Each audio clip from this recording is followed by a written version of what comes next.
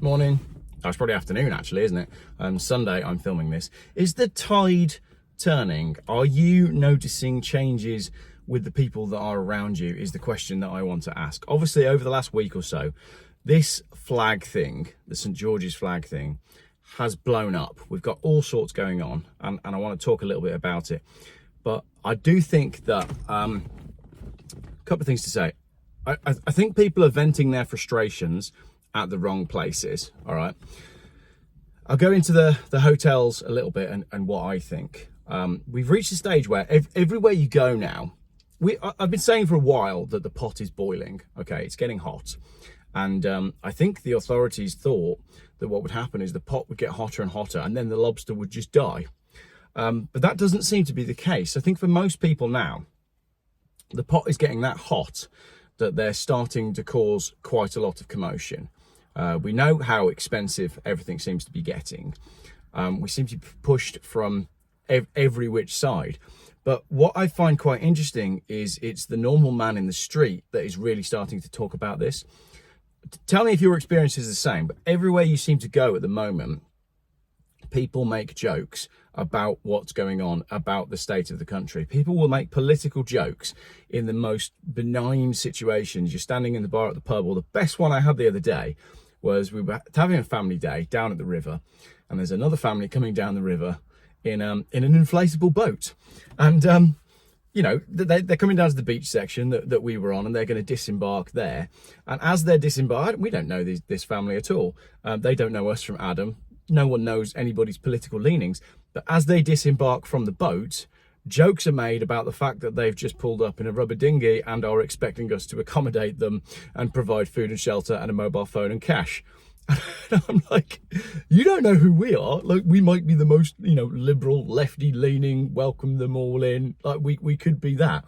But that's the jokes that we're having on the beach with a strange family that just pulled up in a dinghy. It was the same thing when we flew back from Bulgaria. You know, as we're landing, I'm looking around and there's a guy scrolling his phone, and he doesn't look like he doesn't look like a Tommy Robinson supporting conspiracy theorist. He hasn't got the St. George's dragon tattooed on his arm. In fact, he was an Asian dude.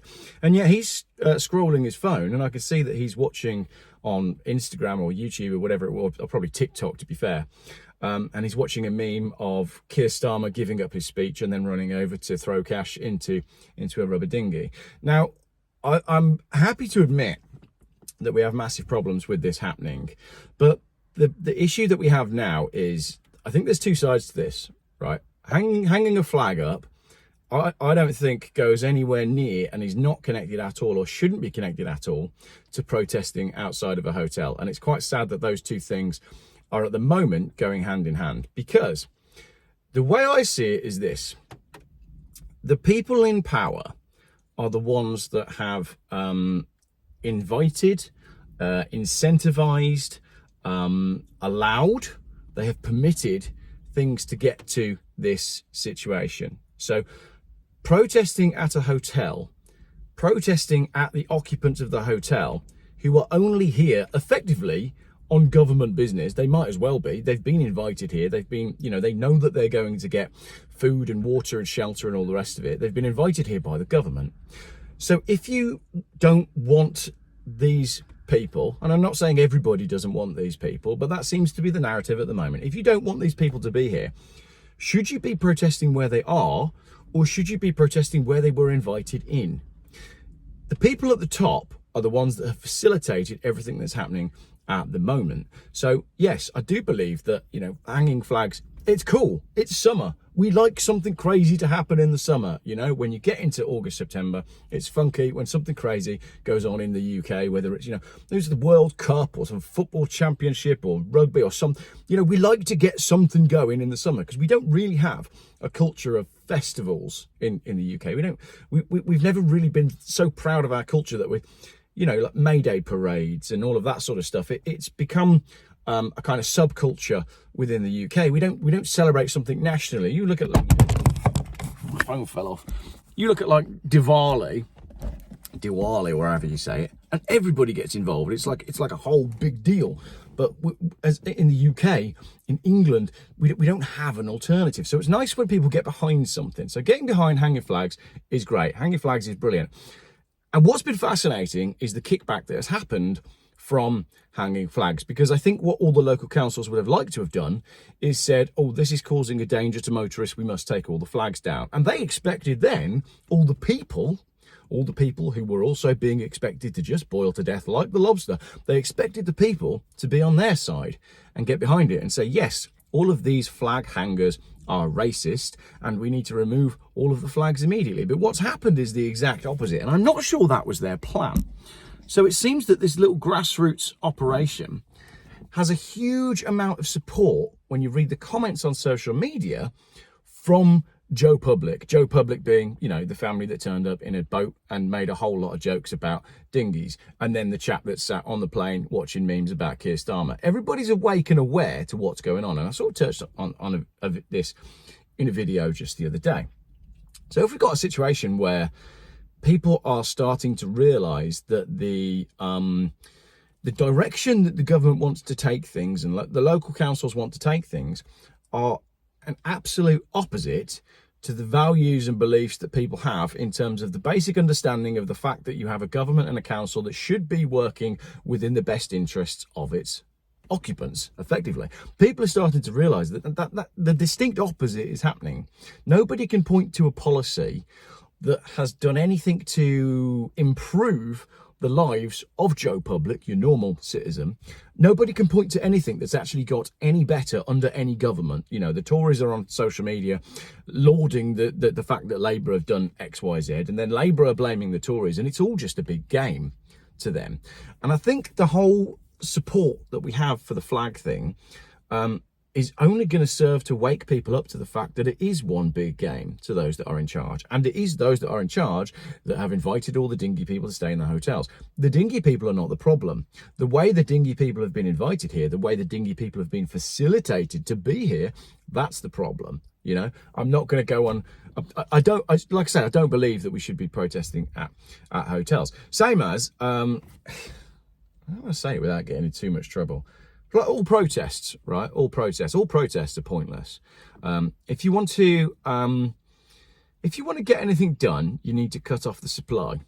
And you know, like I said this back in COVID when nobody watched the YouTube channel, but you'd be better up. Hypothetically speaking, just imagine if the citizens realised that something was going on, and the best course of action would be to blockade all of Tesco's depots, for example, you know, the country's biggest supermarket. You'd affect real change real quick if you did something like that. But standing and moaning at some people that have come from foreign countries in a hotel where the hotel owner is just a capitalist who's taking the money because the government are paying too much, moaning at the hotel isn't going to change anything. Asking questions about why the hotel is being paid so much money, asking questions about if that hotel actually needs a change of use on the planning because it is now long-term accommodation, and that's basically a crime, and asking if the facilitation and the invitation to bring these people over and allowing them to stay is a crime as well, because it's a crime to, you know, to help someone cross the border. It's a crime to help someone stay in the UK illegally when they don't have the rights to stay. So I do think that the flag thing is important, but I massively think that we need to keep the focus on where the flag thing has come from. If everybody focuses on the hotels, then they're going to get away with it, is what I'm trying to say. We need to remember that the hotels are there because someone came up with the idea and someone paid for it and lots of people have signed off on it. That means your local councillors, that means your MPs, that absolutely means Parliament, and it absolutely means everybody at the absolute top level, because no one seems to have intervened at any point and said, hang on a minute, this doesn't seem to be a great idea. I'm not sure this is a good thing for the country. And again, that's why I say we're in a position where nobody seems to be doing anything that is a good thing for the country. So if you go out and hang a few flags and paint a few roundabouts, happy days, it's fine. We should be proud of what we've got. This is a great country, especially in the summer. You've got fantastic countryside. We've got fantastic culture. We've got some of the, you know, look at the buildings that we've got. Look at the castles. Look at the history. I've surfed all around the world, and I'm telling you now, there ain't much better than a Cornish beach on a good day. And if you want to wave your flag just because that's where we live and that's where we grew up, then great. You know, think about all the great things that we love about where we live. It's why we live here. I don't agree with with painting the St George's flag on the double dashed lines that are a giveaway on a junction. I think that goes too far. But a mini roundabout and a few flags on the street makes you feel good. It doesn't matter what flag it is. It makes you feel good when flags are around. And I think all of this is going to help people to realise that, yeah, we are being actively worked against. And the other thing I wanted to say, I didn't intend to talk for quite so long. I've got a lot to do today. The other thing I wanted to say was, you see this in posts about speed cameras as well. If you're still with me, let me know if you're still with me at this point, because I like this story and I should have told it earlier on. There's a Facebook post I saw where some local council was annoyed and was searching for the culprit when their brand new average speed camera was chopped down on day one. So they put a post on their Facebook saying, we are looking for the person that has chopped down this camera. Again, expecting the people to boil in the pot, expecting the people to want to pull the flags down, expecting the people to dob in the person that has cut down this beautiful new average speed camera. And what did the comments do? They went the complete opposite direction, and it was frankly embarrassing. The post got shared so many times because 99.9% of the comments were in support of the chap that's gone and chopped down the average speed camera. To which then the council decided that they would reply to clarify their position in that the average speed cameras are there to promote road safety and save lives. And then they got destroyed in the comments for that as well, because if you want to promote road safety and save lives, then you should probably start by fixing the roads, not just installing the cameras. Remember, go back to the poem.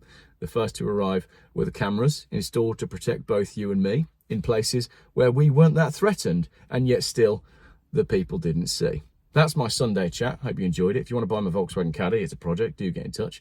Having a bit of a mad one, continuing on from last week's mad one. And now what I've got to do is deal with the consequences of my craziness last week and work out what I've got in the barn and what I need to do with it. Second camper van conversion coming up. Right now I'm off to buy a futon and I can't fit that in a Mini Cooper. Thank you very much for watching this video. Let me know what you think.